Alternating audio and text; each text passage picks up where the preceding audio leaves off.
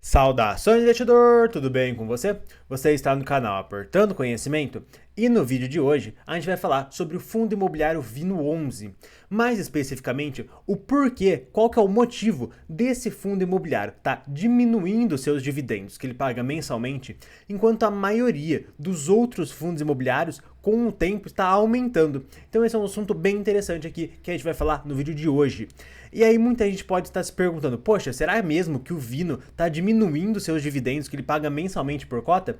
E sim, tá sim. Conforme a gente pode ver aqui é o rendimento dele de março de 2021, ou seja, 2 anos atrás.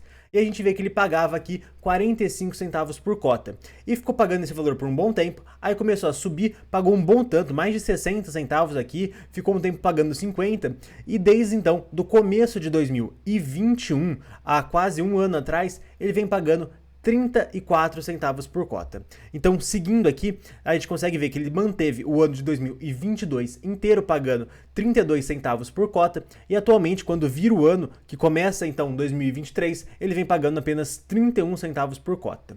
E quando a gente olha isso em um gráfico, a gente consegue ver que lá no começo ele chegou ao mercado lá no final de 2019, aqui ele pagava um determinado tanto, aí por volta de uns 30 e poucos centavos, muito similar com o que ele vem pagando agora, mas nesse período aqui de 2021, ele realmente pagou muito mais dividendos por cota do que o normal, quando a gente avalia os outros anos. E a gente vai entender o porquê que isso está acontecendo, se o Vino11 ele tem capacidade de voltar a pagar esses valores e se ele é um fundo interessante para se investir agora. Mas antes de falar sobre tudo isso, antes de tudo, a gente tem que entender um pouco melhor sobre aonde que o Vino11 investe, porque isso vai facilitar muito a nossa análise para tentar responder essas perguntas. Então, na verdade, esse é um fundo imobiliário que foi fundado lá no final de 2019, ele é gerido pela Vinci, ele tem um patrimônio líquido de 900 milhões de reais e ele investe majoritariamente em prédios corporativos, em escritórios e por aí vai. Ele não investe em lajes de escritórios, que sejam aí grandes prédios, mas sim em pequenos prédios de pequenos escritórios. É uma mudança que o Vino tem em relação a outros fundos imobiliários de escritórios,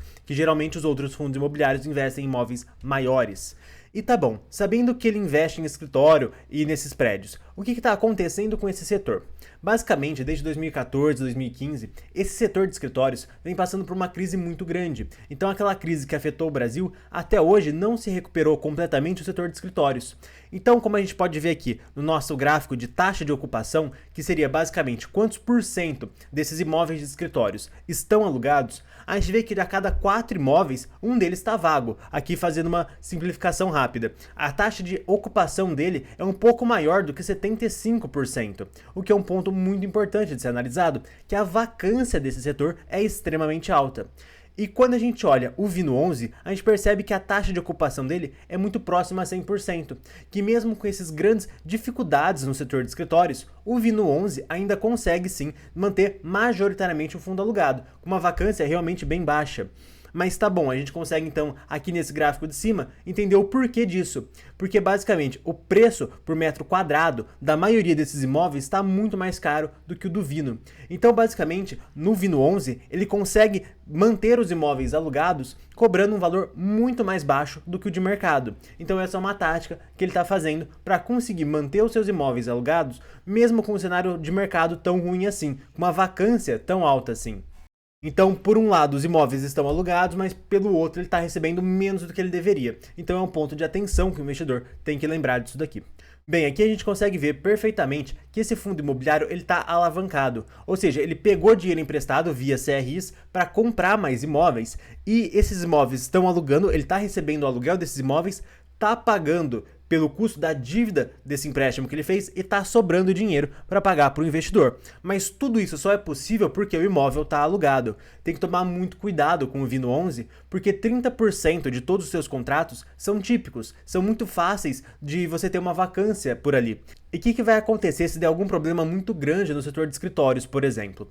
Esses imóveis que ele tem vão ficar vagos, só que essa dívida que ele tem, que ele pegou esse dinheiro emprestado para comprar mais imóveis, que ele fez esse CRI, vai continuar existindo. E isso é um grande problema, porque ele vai ter que pagar ainda essa dívida. E isso aí vai destruir o rendimento do investidor. Então o investidor tem que ficar muito atento que isso é uma possibilidade real que pode acontecer, porque boa parte dos contratos do Vino11, cerca de 30% dos contratos do Vino11, são contratos típicos. atípicos são fáceis de serem desfeitos. Então isso daí aumenta o risco desse fundo imobiliário.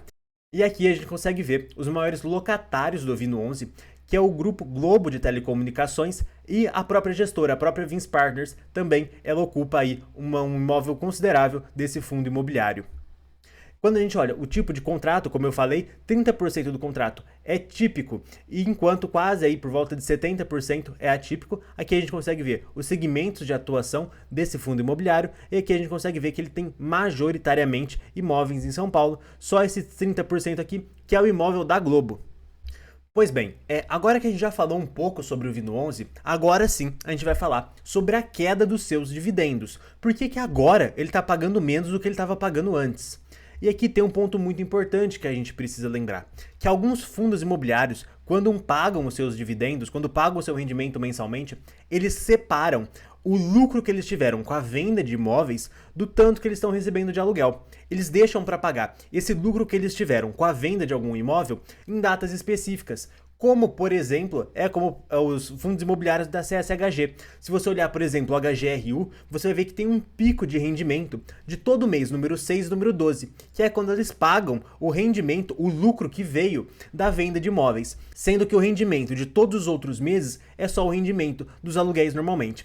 A Vinci, que é a gestora do Vino11, não faz isso.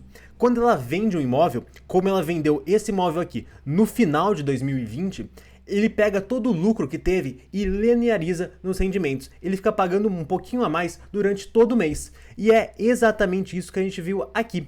Então, basicamente, eles venderam o imóvel aqui, gerou um lucro muito bom, e durante um bom tempo, durante 2021 inteiro, ela conseguiu aumentar, ela conseguiu turbinar os seus rendimentos devido ao lucro que ela teve da venda desse imóvel, que foi um imóvel vendido para as lojas Renner. Como a gente consegue ver aqui nesse fato relevante, onde ele explica perfeitamente isso, que na verdade ela iria pagar de 42 a 46 centavos por cota ao longo do ano de 2021, porque ela teve esse lucro a mais. E quando acabou o ano de 2021 e vira para o ano de 2022, ela volta a pagar o rendimento normal, porque na verdade ela sempre conseguiu gerar por mês de aluguel muito próximo a 30, 34 centavos. Ela não está conseguindo, esse fundo imobiliário não está conseguindo aumentar os seus rendimentos com o tempo. E esse valor que ele pagou aqui foi realmente só da venda do imóvel. Então, na verdade, desde 2019, o Vino11 ele não está conseguindo pagar mais do que por volta de 30 centavos por cota, com exceção de quando ele vende o imóvel e tem um lucro não recorrente.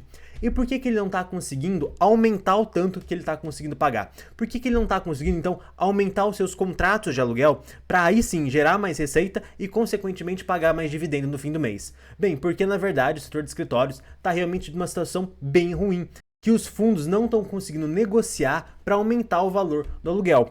Mas talvez isso mude para os próximos anos. Mas a princípio é muito importante o investidor ter o valor de 30 a 34 centavos como base para rendimento do Vino11. E só lembrando novamente que os 45 centavos que ele pagou lá aquela vez no ano de 2021 foi realmente só por causa da venda daquele imóvel e que não vai voltar a se repetir. E gente, esse vídeo vai chegando ao fim. Um abraço a todos e até o próximo.